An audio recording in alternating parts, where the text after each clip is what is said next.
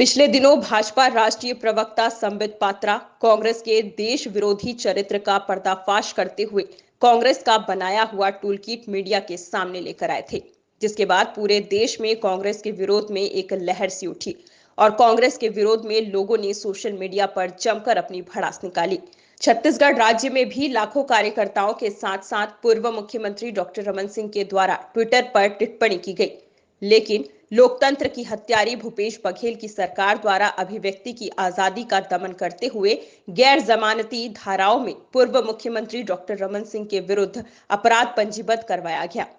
21 मई को पूरे प्रदेश के प्रत्येक बूथ तक लाखों की संख्या में भाजपा कार्यकर्ताओं ने हैशटैग भूपेश हमें भी करो गिरफ्तार की तख्तियां लिए अपने अपने घरों के सामने धरना प्रदर्शन किया। इसी कड़ी को आगे बढ़ाते हुए 22 मई दिन शनिवार को दोपहर 3 बजे से 5 बजे तक भाजपा के 5 पदाधिकारियों द्वारा समस्त जिला मुख्यालयों में थाना व चौकियों के सामने धरना दिया गया।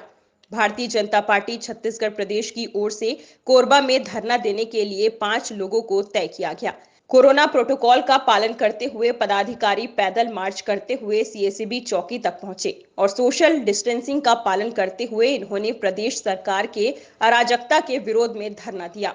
इस धरने में रजनीश सिंह विधायक बेलतरा, ननकीराम कंवर पूर्व गृह मंत्री, लखनलाल देवांगन पूर्व संसदीय सचिव, विकास महतो संगठन सह प्रभारी रायगढ़ जिला, डॉक्टर राजीव सिंह जिला अध्यक्ष भाजपा कोरबा मौजूद रहे। इस दौरान मुख्य रूप से पूर्व गृह मंत्री ननकीराम कंवर एवं छत्तीसगढ़ प्रदेश भाजपा उपाध्यक्ष लखनलाल देवांगन ने भी इस धरने में अपनी सहभागिता दी और प्रदेश की कांग्रेस सरकार को आड़े हाथों लिया और कहा कि कांग्रेस की उल्टी गिनती चालू हो गई है। प्रदेश की जनता त्राही त्राही कर रही है और उस दिन को कोस रही है जिस दिन उन्होंने कांग्रेस को वोट दिया था। आने वाला समय भारतीय जनता पार्टी का है। भारतीय जनता पार्टी निश्चित रूप से अगली बार सत्ता में वापसी करेगी और छत्तीसगढ़ की जनता की उस सुनहरे दौर की तरह फिर से सेवा करेगी।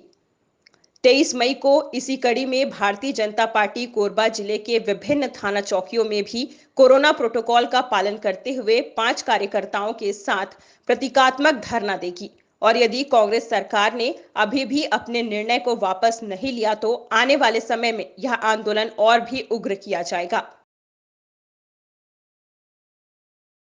पूर्व मुख्यमंत्री डॉक्टर रमन सिंह के विरुद्ध, माननीय नड्डा जी के विरुद्ध, पात्रा जी के विरुद्ध में एफआईआर दर्ज की है। खुद तो कूट रचित दस्तावेज तैयार किए हैं, अपने लोगों को बतला रहे हैं कि ये भारत में वैक्सीन लगा रहे हैं वो गलत है। यहाँ जो वैक्सीन आया है वो मोदी जी ने गलत लाया है, लोग मर रहे हैं, यहाँ तक कि गांव-गांव में फैलाया है, लोग वैक्सीन नहीं लगा रहे हैं। और जबकि आपको मालूम हो पिछले समय में भारत में प्रधानमंत्री की प्रतिष्ठा इतनी बढ़ी है, उससे भारत की प्रतिष्ठा बढ़ी है और उसको कांग्रेस पार्टी के लोग देख नहीं पा रहे हैं और इसलिए क्या बोलते हैं कुछ भी कूट रचित दस्तावेज तैयार किए हैं और अपने अपने लोगों को बांट रहे हैं। ये स्पष्ट हो चुका है और उसके विरुद्ध में हमारे नेताओं के विरुद्ध में एफआईआर दर्ज हो रहा है और इसके विरुद्ध में हम लोग धरना में बैठे हैं। देखिए, जब 2014 से जब चुनाव लोकसभा का हुआ उसके बाद 2 चुनाव से कांग्रेस पूरे देश में जिस तरह से उनकी सफाया हुई है और वो बौखलाए हुए हैं। हम देखें पिछले 6-7 साल से उनकी जो जितनी गतिविधियां हैं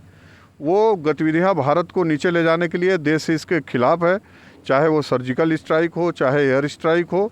चाहे वो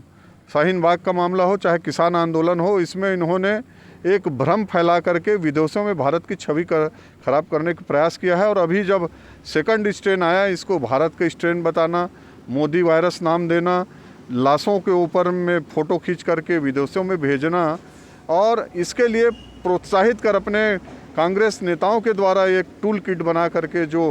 अपने कार्यकर्ताओं के माध्यम से संदेश फैलाया गया, निश्चित रूप से भारत जैसे देश के जो सम्मान है, स्वाभिमान है, इसके खिलाफ में कांग्रेस पार्टी काम कर रही है। और उसका जब भंडाफोड़ हुआ, उनका जब उजागर हमारे राष्ट्रीय अध्यक्ष जी और संबित पात्रा जी ने किया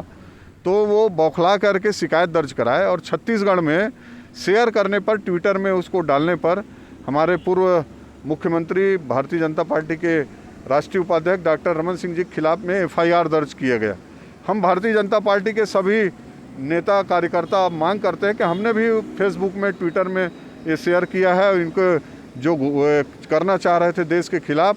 उसको हमने उजागर किया है। हम भी चाहते हैं कि हमको गिरफ्तार करें, लेकिन एक बात याद रखें, ये चाहे कितना भी भारतीय जनता पार्टी को दबाने का प्रयास करें, हमने 2000 से 2003 में भी इनको